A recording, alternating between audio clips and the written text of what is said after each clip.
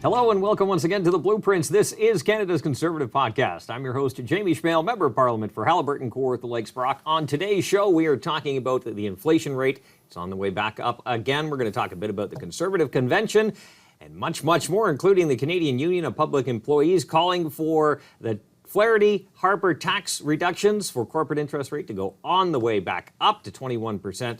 This and much, much more. We ask that you like, comment, subscribe, and share this program. Important information, of course. You can download and listen to it on platforms like CastBox, iTunes, Google Play, and Spotify at your convenience.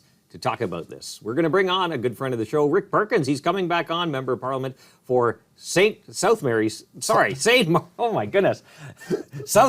Margaret's. I don't know how I messed that one up. Also the industry critic. Thanks very much for coming back on. My pleasure to be here, Jamie. All right, inflation rates on the way back up, largely driven in part to gasoline prices. Groceries are back up. According to CBC here, groceries increased at 6.9%, the annual pace.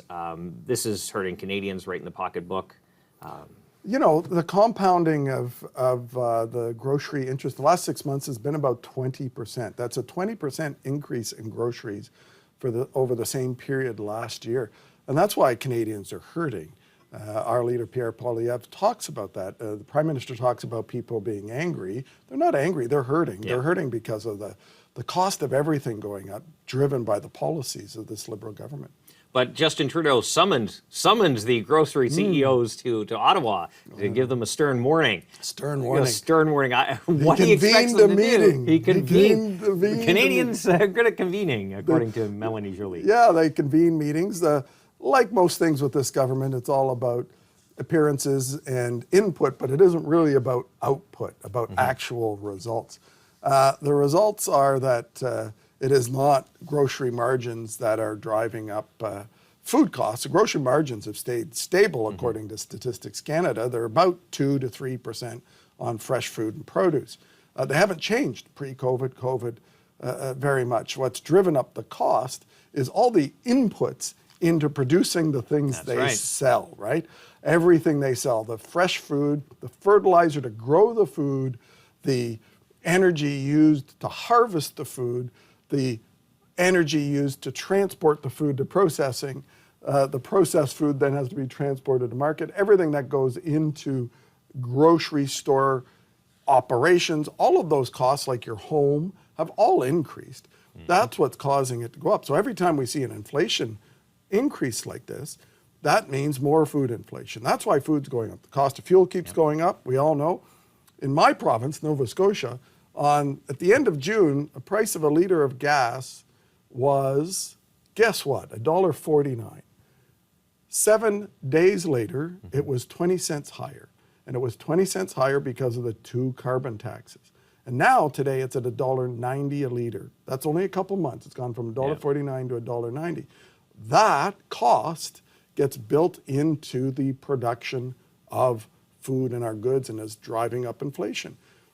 And so we see worries, of course, about housing and about the housing costs that the Bank of Canada is causing by increasing interest rates. And we know last month when the CPI, when the inflation rate last month went up to 3.3%, Statistics Canada said that almost 1% of that was actually the mortgage index inflation rate. So the amount that inflation was being impacted last month was almost a third by increased interest rates. So you compound on top of that the increased cost of food, the increased cost of transportation. The Bank of Canada feels compelled to put up interest rates, which is going to put up the mortgage interest inflation rate, which compounds the issue. We end up in this spiral up, and Justin Trudeau doesn't seem to understand any of that. He doesn't look in the mirror and actually say, maybe I've caused quite a bit of this. The housing market, we told them all that printed cash, that keystrokes that created all this currency out of thin air would have an effect. There was a cause and effect. Now the tax increases through the carbon tax and others, the escalator tax on alcohol and beer, that's having an effect. It's all because of poor government policy. The thing that really scares me is the same people who created this cycle that we're in are being asked, as they're in government, to solve the problem. Yeah, well, and they're spending. Let's not forget they're spending because 8 months ago in the economic statement, the Minister of Finance, the Liberal Minister of Finance, Chrystia Freeland, said, you know what, we're going to have a balanced budget within 5 years.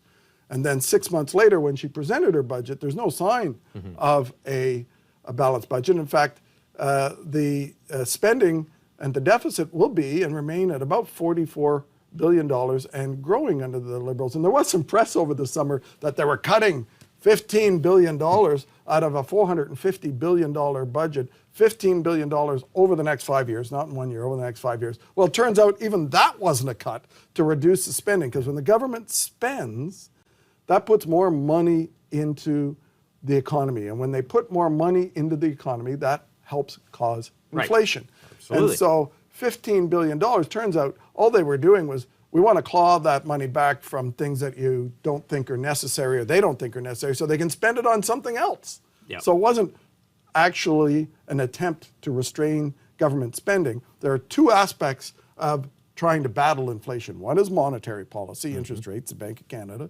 The other is fiscal policy. And there have been many economists who have commented that on fiscal policy, the government's not doing its job. They need to rein in spending. Without reined in spending, what happens is interest rates go higher than they would have to in order to try and fix inflation. And all of that is a result then of this compounding issue that the Liberals are creating that is causing interest rates to be higher than they need to be, but they won't take ownership of it because I don't think they understand basic economics. We know the Prime Minister doesn't understand interest rates because he doesn't spend time thinking about it. Right. Although most Canadians are spending pretty much every night thinking about how to meet their mortgage payments when they come up, or the rent costs that are going up and being forced up as their leases roll over. What really concerns me, and I think as we've seen through the past few years, real estate is really driving a lot of the Canadian economy right now, but the endless government subsidies that you're seeing the Liberals deal with, the overspending, the deficit spending, it almost creates that false economy that if you ever have to take it back, as you said, they said they were going to take it back, they really didn't. But once you start to do that, without that foundation, without the anchors of our economy, our strong oil and gas sector, our mining sector, natural resources, lumber, you're really putting the country on thin ice, so to speak, because you do not have the structures in place when you do decide to bring down that spending level. Well, you know, after us talking about this for years in the House and the Liberals living in denial and blaming everyone, including their dog, for the situation, it's Europe's fault. It's the war. It's somebody else's fault. You know, there were wars during Stephen Harper's time. That's right. There were actually more wars during Afghanistan. Very expensive war in many ways for the world.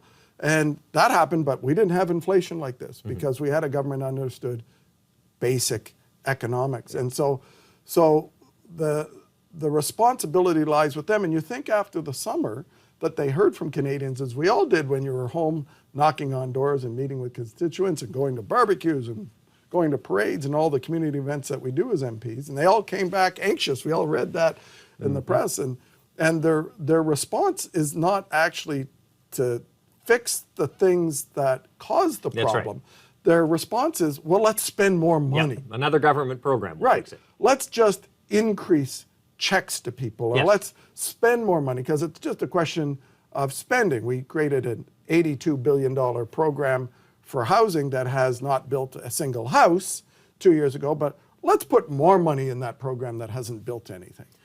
Yeah, and that's the thing with these endless government programs. Like, the question always can be, and in my opinion, seldom gets asked, what if the government is wrong?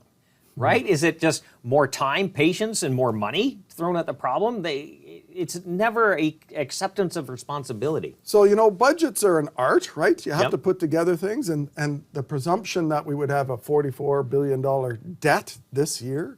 Remember, the government is now spending twice as much today as it was in 2015. So the idea of meeting even that insane target of a $44 billion deficit, irresponsible target, depended on this year the average interest rate, or the average CPI being 2.5%, the average inflation rate being 2.5%. Well, as we know, today it's gone up to 4%. Last month it was up to 3.3%. It's going back up. In order for the government to have met its inflation rate projections, July, August, September, October, November, and December, inflation would have to be 2% to counter what's already happened in those months beforehand. Yeah. But it's actually going nowhere near 2. It's going the opposite way back up. So the federal government's budget is already blown out of the water because the cost of everything is increasing. And that eventually affects the cost that the government pays in interest payments, like your mortgage. The government has a mortgage, which you have to pay, on all of that debt. And this government has doubled the debt of the entire country in only 8 years. They've added more debt to Canada than all previous governments since Confederation. Imagine that. Like, do you think our 150-year plus history, that was blown out of the water by Justin Trudeau and these Liberals in 8 years, that they've spent more than all of that? Are we double better on our services? Are our roads better? Is our healthcare system better? Right? Are we able to produce better passports faster? Do we have a better military? Do we have anything in this country in 8 years that's operating better other than banks making a lot of money off the interest payments that the taxpayer now pays for all this debt? Well, okay, there's a whole bunch of things I want to expand on in there. Going back to what you're just talking about, the banks doing well, but in terms of the Prime Minister and even Jagmeet Singh, the leader of the NDP, saying that grocery store CEOs have to account for the record profits. Take a step back too, and you alluded to it as well, just right there. The government's never been so flush with cash as well. They've had record profits, right? Like, when are we going to look in the mirror here and just see this hypocrisy? Well, yes, that's a great point, Jamie, because here they say, because the revenue, which is not profit, the revenue of grocery stores have gone up because inflation is driving the price of groceries up, that somehow it's the grocery stores that are responsible and not all those things we've been talking to the government about. Meanwhile, government spending has almost doubled in 8 years, and there are now over 102,000 more public servants working for the federal government than 8 years ago. Imagine that, 102,000. Do you know any business in this country that has grown their workforce by more than 1/3 in 8 years, which is what this government has done? It's insanity. But they're not getting the results. But that's always been the benchmark of this government. How much money we've spent on something. It's not exactly getting results because, as you just mentioned, everything seems to have gotten worse under this federal purview. So that's the benchmark. How much can we spend? And look at us, we're heroes. Well, it extends to all kinds of things. Their only solution is taking our competitive advantage as a country, which is our natural resources. That's our oil and gas, our mining assets, our renewable resources, agriculture, forestry, fishery, and taking them and trying to shut them down for some other mythical green jobs.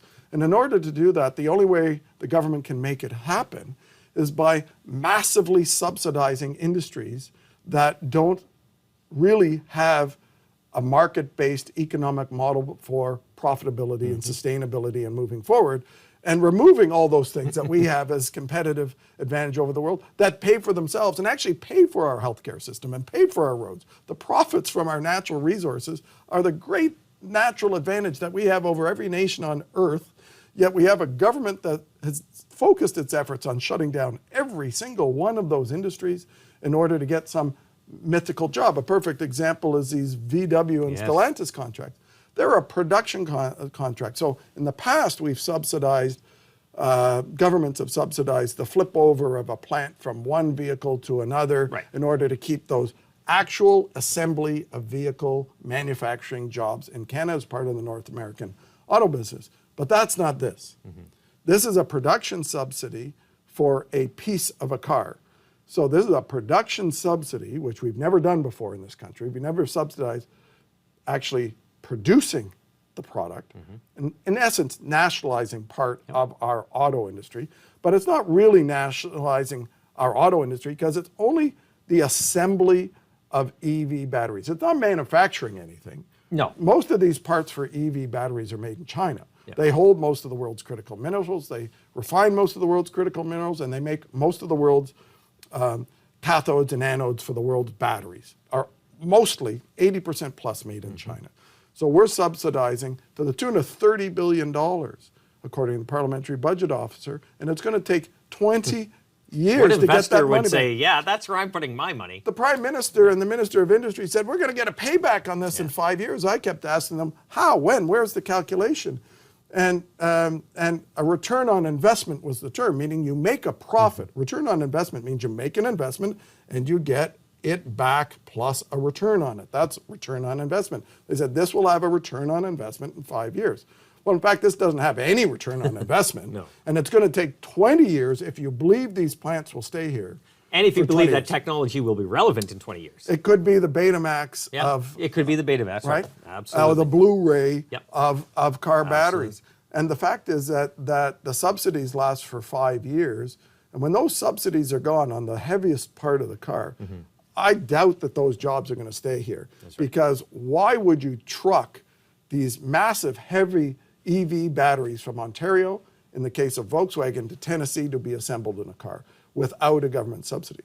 So subsidizing production doesn't work. Let me put it to you. No, it prolongs the inevitable. Yeah, let me put it to you this way. Let's say you said we wanted to become the world's leader in making laptop computers. But the only way we could do that is to say we're going to subsidize Dell to come here and open up a factory. But why would Dell do that even with the subsidy, right? Because there's a lot of things that go into this. Yeah, but if you said, you know, for the first number of years that Dell comes here, the taxpayer will pay 100% of the production costs of every one of those computers. Maybe Dell would come for that. Right. But when that 100% subsidy on the production ends, what do you think is going to happen? Do you think they're going to stick around? They're going to either say, keep giving us a subsidy or we're going to move. Yeah. Well, in this case, that's the kind of subsidy we're talking about for Volkswagen and Stellantis. We're talking about a subsidy on the production, a massive subsidy on the production of every battery over 5 to 6 years. And when that stops, that $30 billion investment, as they call it, to me, it's an expenditure to create 3,000 jobs, is gone because those plants will disappear down to the U.S.